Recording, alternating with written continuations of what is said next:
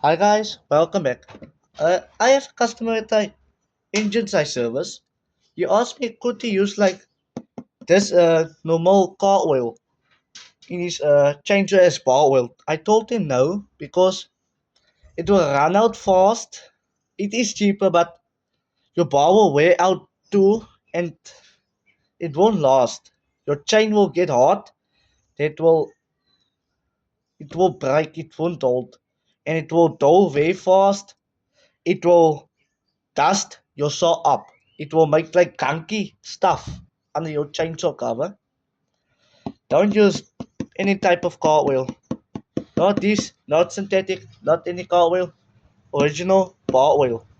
This is normal car oil. Don't want to use this. It cooks your chain up. Thank you guys. Hope you get right of your chainsaws and oils, but no car oil.